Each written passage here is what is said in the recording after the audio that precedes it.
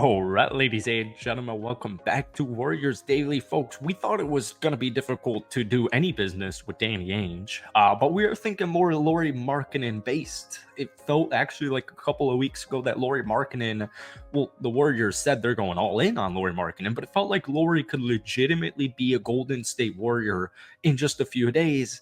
And since then, there has not been much traction. Apparently, Golden State is still very much interested in Lauri, but we have a trade here, and it has to do with Walker Kessler as well, because it seems like, man, we talked about this last night. I don't know what on earth the Jazz are doing. They're a 31-win team. There's no solidified superstar. Lauri Markkanen's good, but he's not a solidified superstar. I don't. They've got a lot of young, intriguing pieces, but I just don't get why they're playing such hardball on Lauri Markkanen. But once again, it is Danny Ainge. But we saw this report here from Ian Begley. The Jazz are asking for at least a first-round pick in Walker Kessler trade discussion. So they're very listening to offers on the 7-foot rim protector. And yeah, there could be something there with Lauri and Walker coming on over to Golden State. We have a proposed trade here, but I even want to talk a little bit about Zach LaVine and Brandon Ingram because Golden State needs to make a move. They need to make some type of move. Even if it's just straight up trading for Walker Kessler, I would even take that. But welcome back to Warriors Daily. Obviously, we're talking about the Warriors. Hit that like button, hit that sub button if you haven't already. Guys, we're pushing for 5,000 subscribers, so if we try and get tonight's video to 250 likes, that would mean the absolute world to me. So Bleacher Report, they ran an article and they were going through a trade idea for every single team at the NBA, and I really want to gauge Warriors fans watching this video, their thoughts on this proposed trade, because it's not that bad, but as you can probably guess, Jonathan Kuminga's in the trade, and I want to talk about it after we run through it, where Warriors fans stand. I know Andrew Wiggins is not championship Andrew Wiggins, and I know it's a big contract, but Jonathan Kuminga is going to get paid, and he's going to get paid handsomely. And I just also at the same time don't feel great with, a 21-year-old Jonathan Kuminga being the Warriors' second best player in Steph Curry's pivotal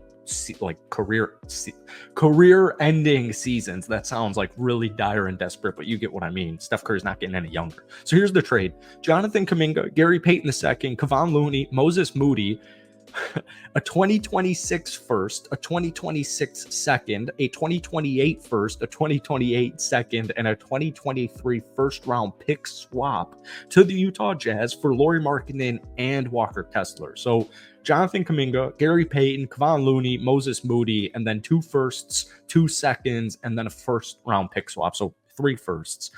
This is not something I have all that much interest in. I'm very Gary Payton and Kevon Looney are 2 dudes who are just important to have on the roster, in my opinion. Moses Moody's really interesting to me because I've been begging Steve Kerr ever since this dude got into the NBA to play him consistently. I know he plays a little bit here and there, but give him a solidified role for an extended period of time, and let's just see what we have here. I don't want Moses Moody to be traded, but it just doesn't appear like Steve Kerr is willing to put his faith and trust in him. Jonathan Kuminga, once again, I'm a huge fan of Jonathan Kuminga.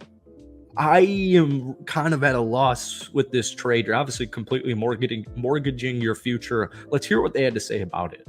The Warriors have a deep roster, just like they had a deep roster this past season. If they're going to dabble in the trade market, they need to bring back a difference maker. This would nearly deplete the Dubs' asset collection, but you could argue a player of Markkanen's caliber is worth such a splurge. He'd be the most skilled co-star Steph has had since Kevin Durant, as Markkanen is a scoring 7-footer with a fiery outside shot, a plethora of post moves to punish switches, and enough defensive utility to be a positive presence on both sides. If Golden State still wasn't fully convinced Markkanen is worth the sacrifice of Kuminga, adding Kessler to the exchange might get a handshake done.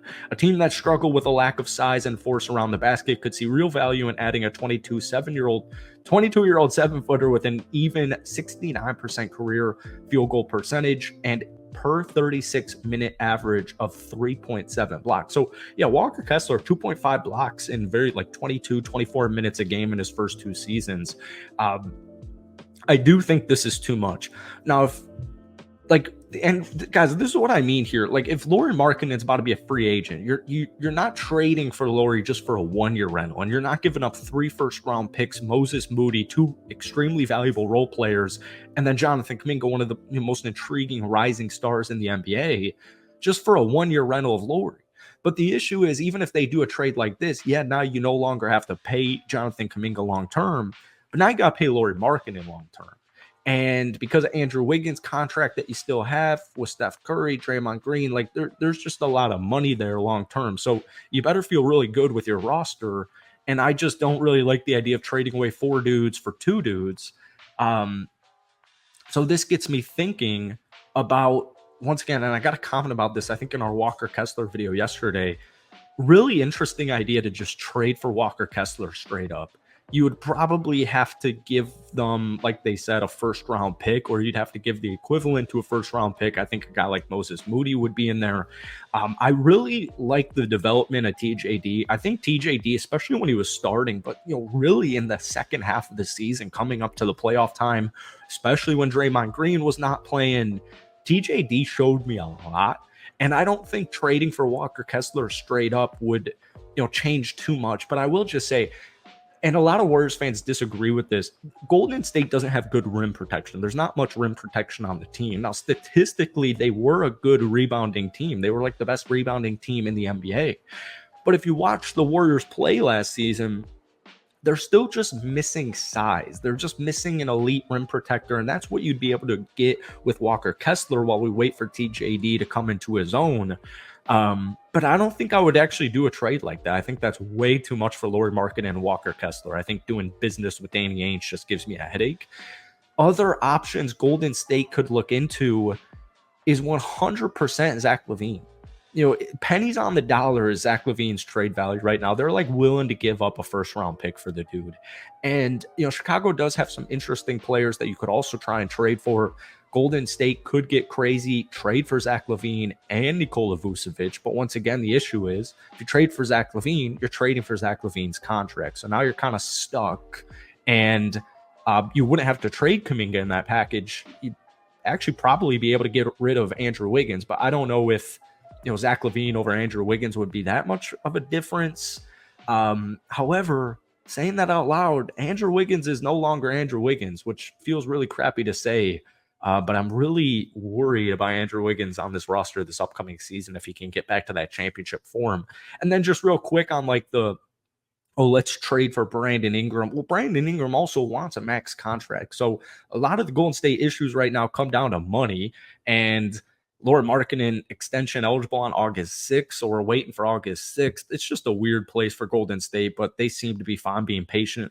Let me know your thoughts on that trade, if you're doing it or not. And if not, let me know what else you're looking into. That's it from me. Thank you for watching. Peace.